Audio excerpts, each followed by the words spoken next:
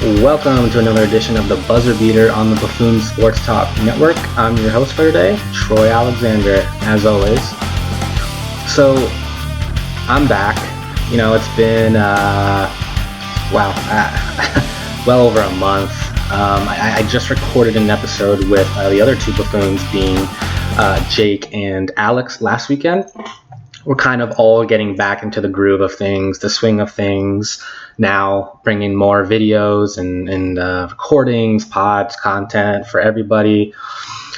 We just kind of took the holidays to reflect on what we're trying to do and accomplish and what kind of content we want to bring out there. So I think it was nice to just kind of have the holidays to assess everything and to kind of just come together and, not just with the holidays, but, families of ours. And some of us have babies like myself and my wife. We've got a 10-month-old. So just with a combination of things, it's been a little difficult to record. But, no excuses. We're going to be getting back out on that horse and continue to bring more content out there. But anyway, like I said, this is the Buzzer Beater. I talk about the NBA. And there's so much that I could talk about for like 2 hours, but this is going to be a relatively short episode, probably 25, 30 minutes or so. I wanted to start with just kind of the state of the NBA and the conferences by themselves. So I want to start with the West, and I'll just kind of work my way down the conference. And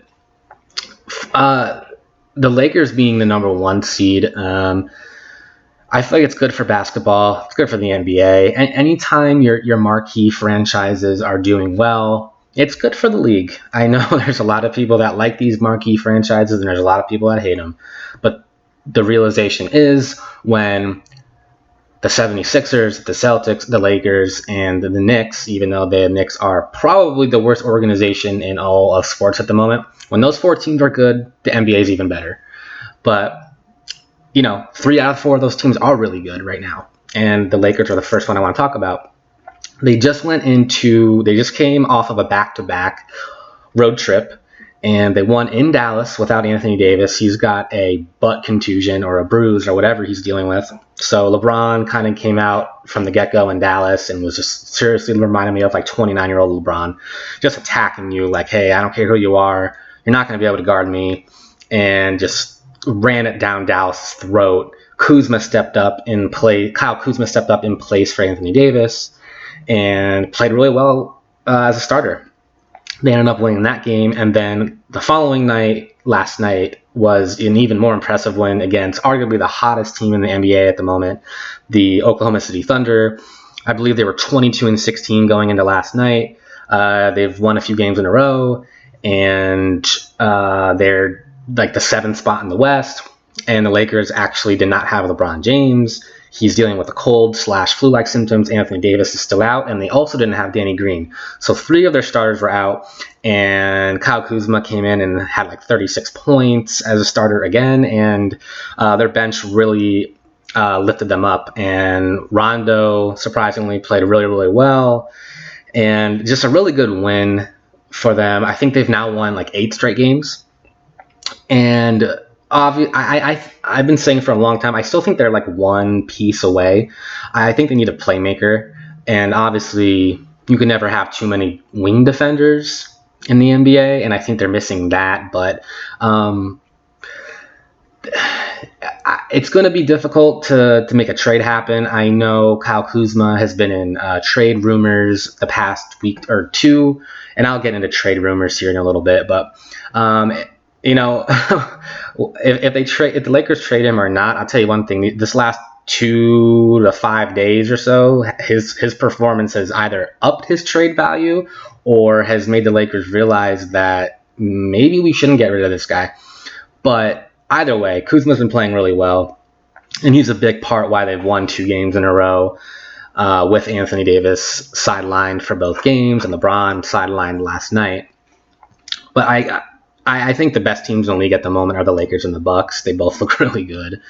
That'll be an interesting finals if that were to happen. I would love to see an Antetokounmpo versus LeBron. Maybe Giannis is trying to take that crown, and that would be awesome to see. But you never know. Anything can really happen in the playoffs. And then I worked my way down, and the Nuggets are in the second spot there. They're their second seed right now. They're interesting for me. Like, I know Jokic started out the season real slow, looked out of shape, just mentally not there, but he's picked it up in the last month or so. And for me, they're really interesting because, like, they're missing just that one piece, like that one wing. And in the NBA, to be a good team to contending team, let's just say contender, you need a dominant wing. You look at all the best teams in the league, Lakers, the Bucks, the Clippers, these three teams, they have dominant wings. Paul George, Kawhi Leonard, Giannis Antetokounmpo, LeBron James. Like, wings win in today's NBA, and that is the one thing I feel like the Nuggets are missing. I know they probably thought Michael Porter Jr. would be that guy, but he hasn't really had the shot because he's been injured his first year and a half to 2 years in the league. So I don't know if they're kind of banking on him, but they're also really interesting to me because they have all of their assets and ingredients to make a trade, maybe for an important piece. Like if they can go out and get Iguodala or something, that would be huge, I think. What do they have to give up? I don't know. Are they able to fit his $17 million contract in there? I don't know. But I just feel like they're one piece away, and that's a wing. And actually, excuse me, I goofed there. They're actually not the second seed. They're the third seed. I'll get to the second seed in 1 second. But yeah, I feel like Denver, they've got so many pieces. They have to decide on Malik Beasley if they want to re-sign him this upcoming offseason. And I just feel like they have a lot of interesting assets that they can move with some picks to get another really important piece. So maybe they're a team to watch, or I don't know if they stay comfortable and say, well, I think our roster was good with Jamal Murray and Nikola Jokic, and we're very deep, so we want to see how this team comes together in the playoffs. I mean, they were a game away from the conference finals last year, and the chemistry obviously improves over that course of a year. So one thing's for sure, I know teams in the West don't want to play Denver come playoff time, so they've always got that.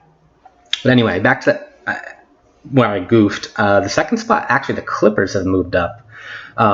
They have the same amount of losses in the loss column as the Nuggets, but they do have one more win than the Nuggets. So that is why they're in the second spot at the moment. And the Clippers are, I feel like, I know they've beaten the Lakers both times that they've played. I don't feel like the second game the Clippers should have won. I just kind of feel like the Lakers let that one get away. That should have been their game. But the Clippers are also, I kind of feel like you can say they're better than the Lakers because they beat them, but I don't really know how much the regular season matters, because I've seen so many times where teams beat teams in their regular season. Like they play 4 times, they beat them 3 times or 2 times, however many times. And then they get to the playoffs and they don't beat that team that they beat 3 times in the regular season. So, it kind of comes up to how you chalk up regular season compared to postseason. But I kind of feel like the Clippers are in the same boat as the Lakers. They are missing, I think, another playmaker. But that matchup between both Los Angeles teams is so interesting because I look at the Lakers and they don't have an answer for Kawhi Leonard, really. And I look on the flip side, and the Clippers don't have an answer for Anthony Davis. So who has the advantage? Well, I guess you could say the Clippers in that situation because they've beaten them twice, right? But I don't know. I expect both teams to maybe add a piece or two in a buyout market.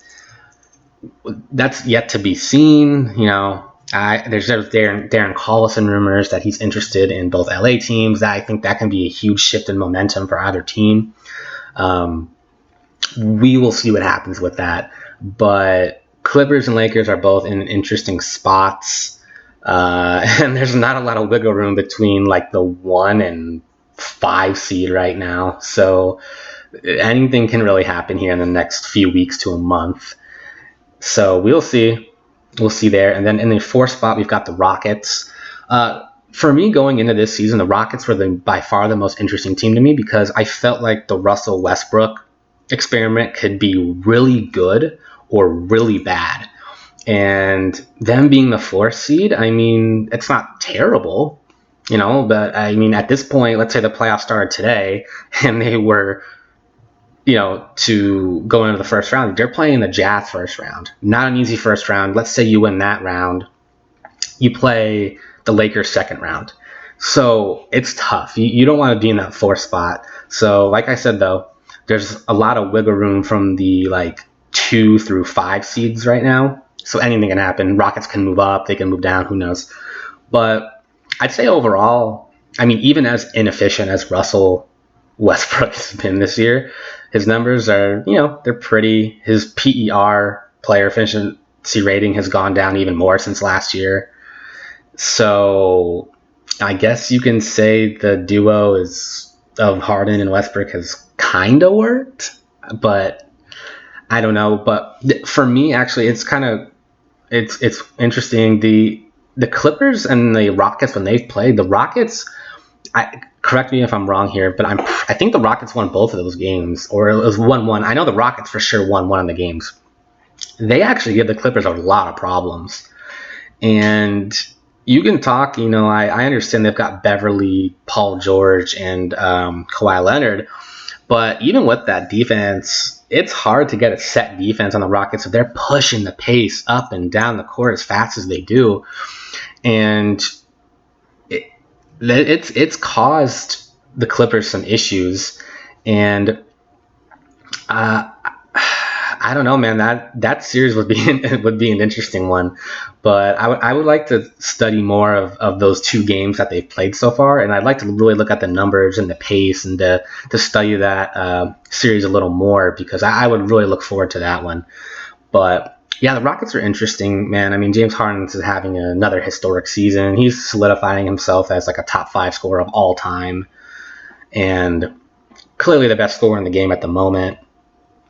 And man, I could rant for the Rockets for hours, but I won't do that. I think their ceiling is very high, but their floor is also very low. So for me, an opinion's hard to gauge with them. But I want to move on to the Jazz. They're in the 5th seed right now. The Mike Conley experiment hasn't gone very well. I was completely wrong about that. I thought Conley would fit in perfectly with Donovan Mitchell because I thought that would relieve some pressure from Mitchell. But I think Conley struggled a little to adjust because he's never played with this type of player like Donovan Mitchell in Memphis. And also, he played with Marc Gasol his whole career, and he's not used to this type of center in Rudy Gobert either. So a lot of adjustments for Mike Conley, and it obviously doesn't help when you've been injured more than half the year so far. So that being said, Donovan Mitchell's pretty much stepped into the point guard situation these last 10, 15 games or so, and he's been amazing. He's been absolutely amazing. And I think he's obviously a clear-cut all-star, in my opinion. And he's really taken over in Conley's absence. So now you have to look at it and say, well, what happens when Conley comes back? Mitchell does Mitchell not, is Mitchell not as effective anymore? Or so what do you do? That's going to be very interesting to see because they've clearly figured out a good way to play, and you don't want to ruin that chemistry with Conley coming back. So, but it's not like you can't play Mike Conley, though. He's still a top-notch point guard. So that's going to be something for them to decide. But Utah is a good team. Are they contenders? I don't think so. In my opinion, I feel like they can get to the second round, but once again, I look at these teams and you ask me if they're contenders or pretenders. I feel like the Jazz are right in the middle of that. I feel like they're still missing a wing. I mean, is Joe Ingles that guy? I don't think so. I still think you need a dominant wing to win in the NBA, and the Jazz don't have that.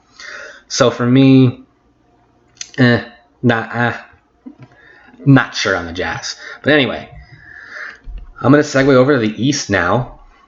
And the 1 seed is the Bucks. I think Giannis wins MVP again. He's had an amazing season. His numbers have only increased since last year's MVP season. He's shooting it better.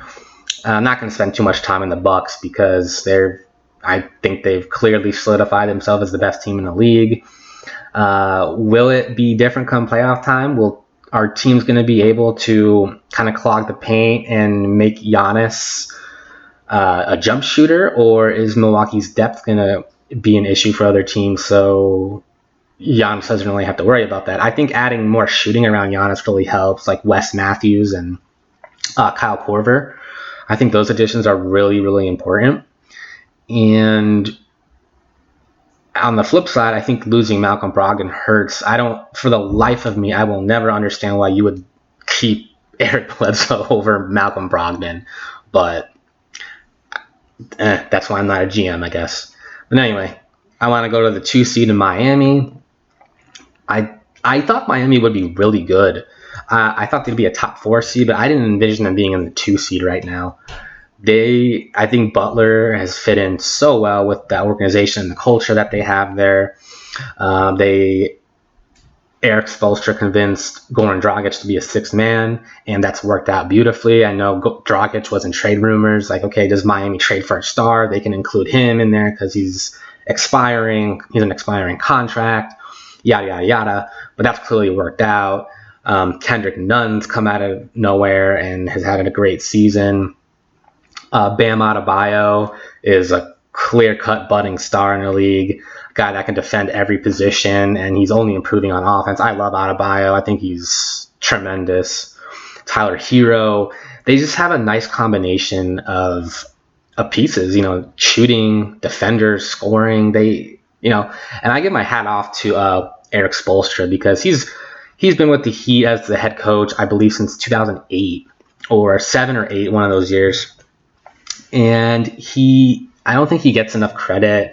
Those years that he won those championships, he was carried by LeBron James. Like, sure, LeBron was the best player, and it's obviously you're blessed to have the best player play for you. But Spoelstra is still, it was his decision to, when Bosch went down with those injuries during that 4-year run, it was his decision to bring in Shane Battier and to just have a style of play that fit that team so perfectly. And he's only stuck with it and has been so mentally strong since then. And you got to give your hat off to the guy. So I think Spoelstra is a great coach. Contenders, for me, the East has got 2 contenders, and that's the Bucks, true contenders, and the 76ers. Those, to me, are the 2 teams in the East. And then Boston at the 3rd spot.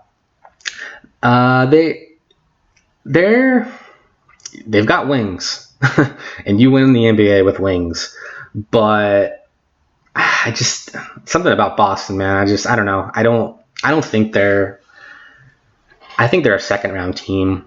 Jaylen Brown has had a great breakout season since signing that huge extension. Jason Tatum's played well. Gordon Hayward's come back from his injury really well. Kemba Walker's had a hell of a season. They love him over there. But I'm not. Maybe it's just me. I'm not a big fan of Boston. And then you've got Toronto at the 4th spot. I thought this is exactly where Toronto would be at the 4th spot this year. Siakam's broken out into an MVP candidate. I know he's been injured, but he is clearly, I think he is a top 10 player at this point. Like, he learned so much from having Kawhi Leonard by his side last year, and he's only taken that and just made gigantic strides. I love Siakam. I think he's great. And you still have Kyle Lowry, Serge Ibaka, and Fred VanVleet. You've got all these guys coming in off the bench, giving a lot of production. And you got to give your hat off to Nick Nurse. I think he's only done what he could with that roster.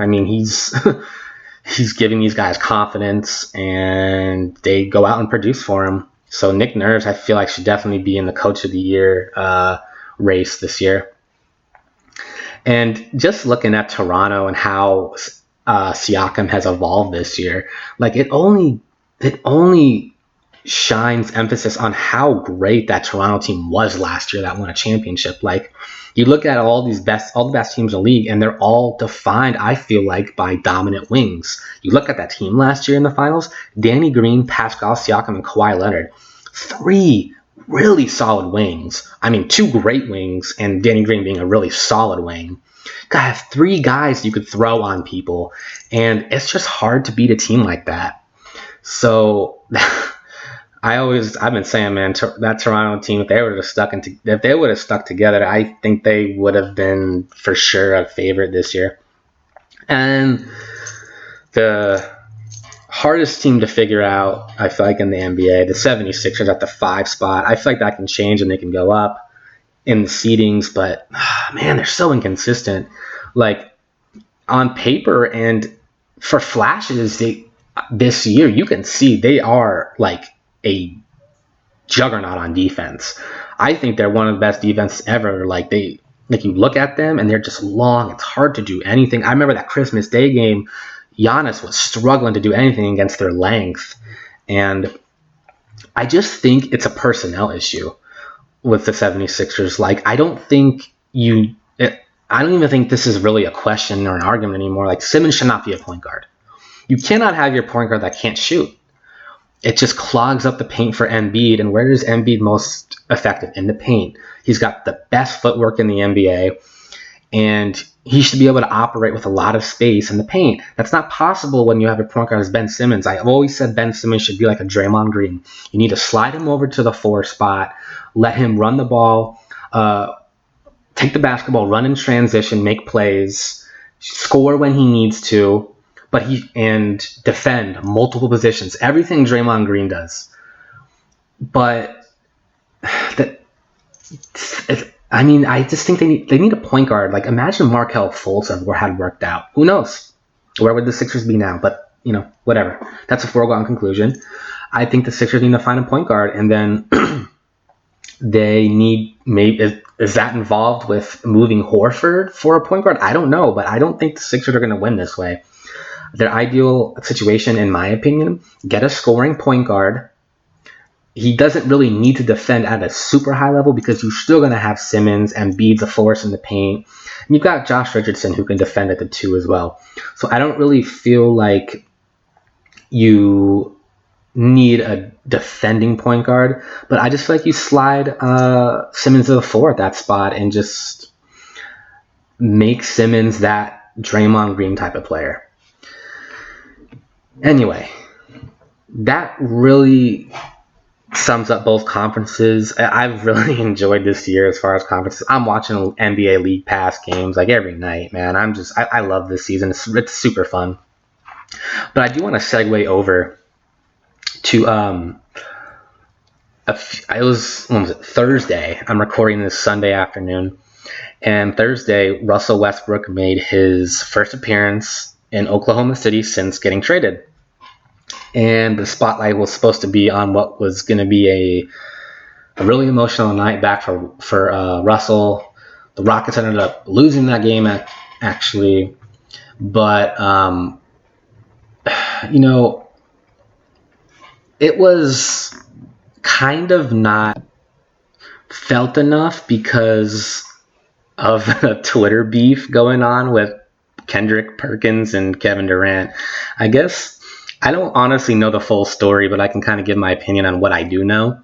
Like, so I guess Kendrick Perkins said something on the lines of, like, Russell's Mr. Thunder or something. And I don't know. Kendrick was, I guess, trying to start something. I don't really know the whole situation. And then Durant came online, and here comes your Twitter war. Durant interfering, like, sticking up for himself. And I'm just kind of like, well, that's great for Durant to stick up for himself. But to me, that's like Durant kind of hurt over what Perkins said. When something hurts, that clearly means it's kind of personal for you. The truth hurts, right? And I don't think I'm not sticking up for Kendrick Perkins, and I'm not sticking up for Durant. But what I will say on the thing is I do agree with Perkins, though, where he said Russell Westbrook is Mr. Thunder. That's true. When Durant lost to the Warriors, he joined the Warriors. Okay, you want to win? You didn't feel like you could win with Russell? Okay. It is what it is. the NBA was boring for 3 years when that happened. But Russell stuck it out. Russell didn't ask to be traded after Durant left because he didn't want to be. It's not like he didn't. He never publicly said he wanted to be traded. He stuck it out, and they got Paul George, and that didn't work out the greatest. I mean, I know they had some playoff runs, but not probably what they wanted. Not they don't want first round exits, but what do you expect? But I'm not saying Durant is a worse player than Westbrook. Obviously, Durant is a better overall player than Russell Westbrook. Durant's one of the best players ever, really. He's probably a top 15 player at this point of all time.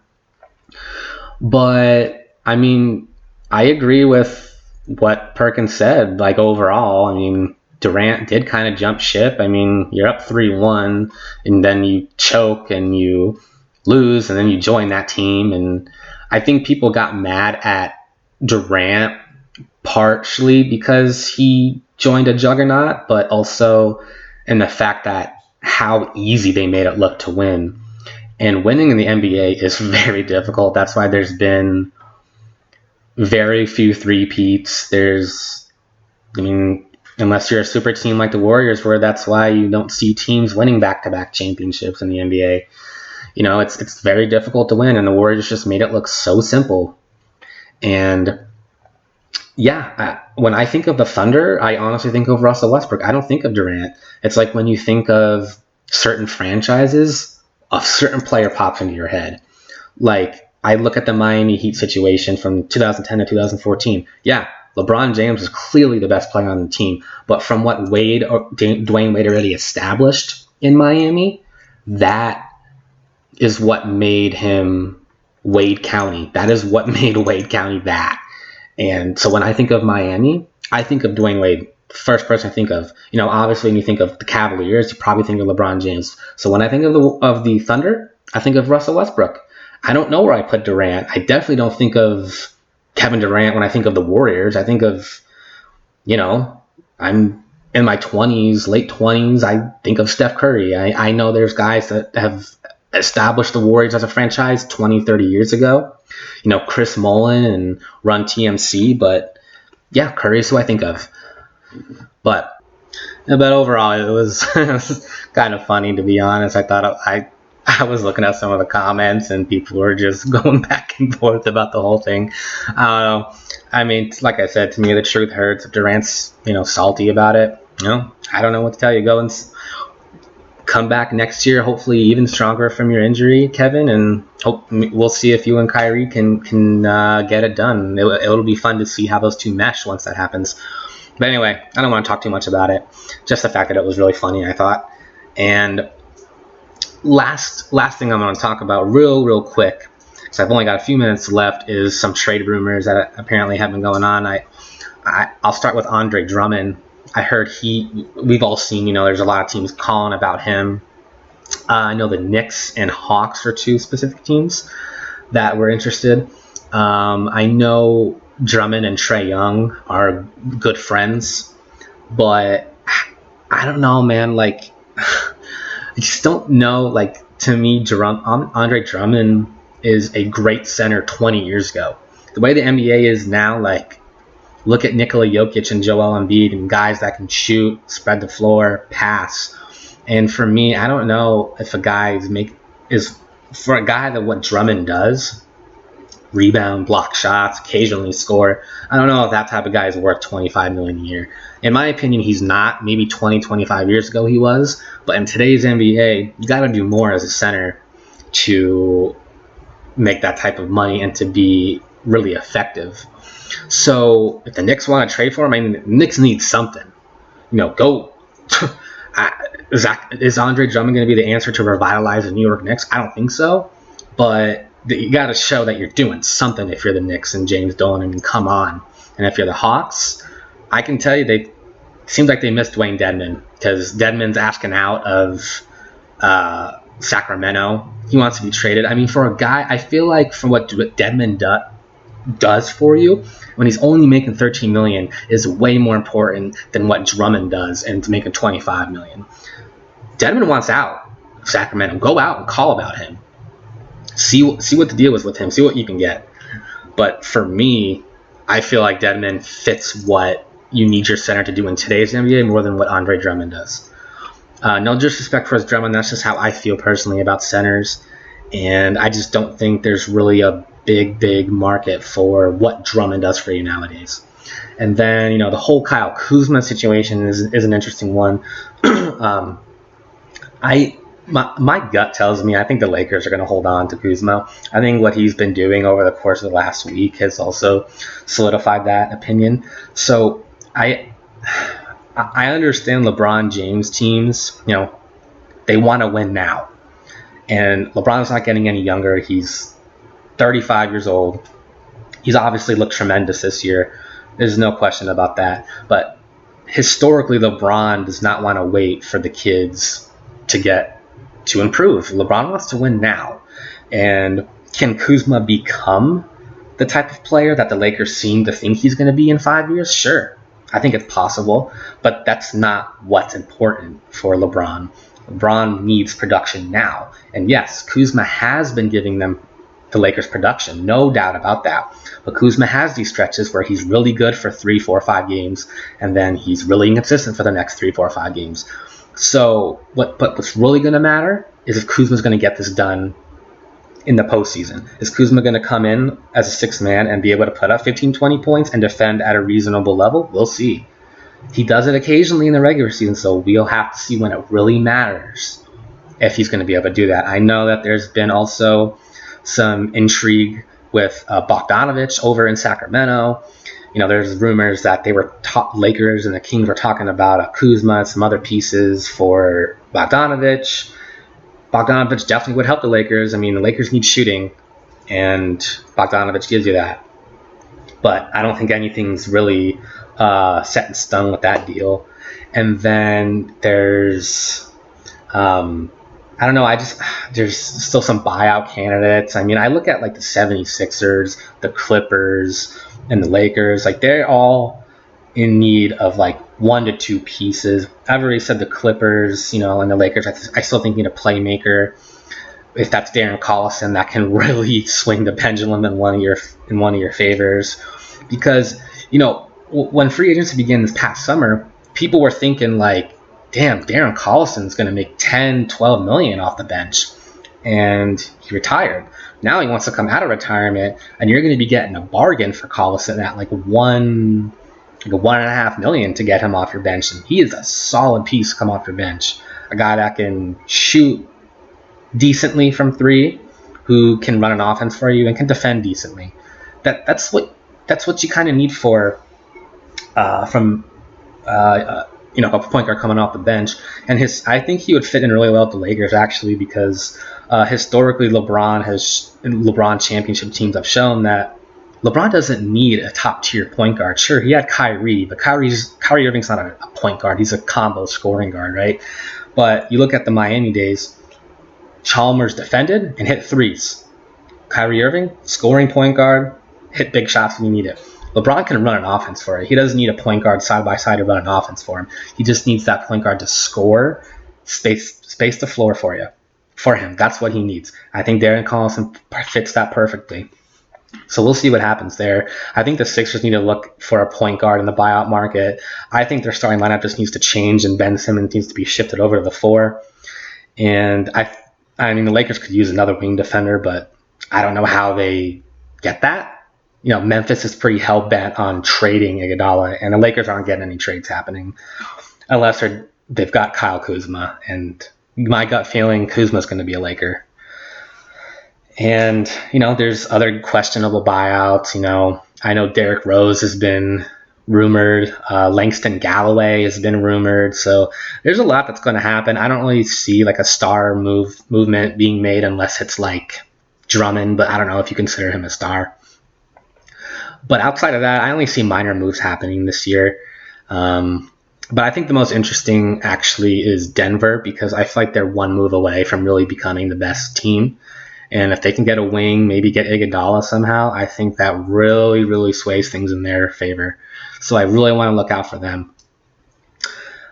But that's going to do it for this episode of the Buzzer Beater on the Buffoons Sports Talk Network. Let me know what you guys think of these. I'm going to be trying to do more and more solo episodes, just talking about the NBA weekly, multiple episodes a week if I can.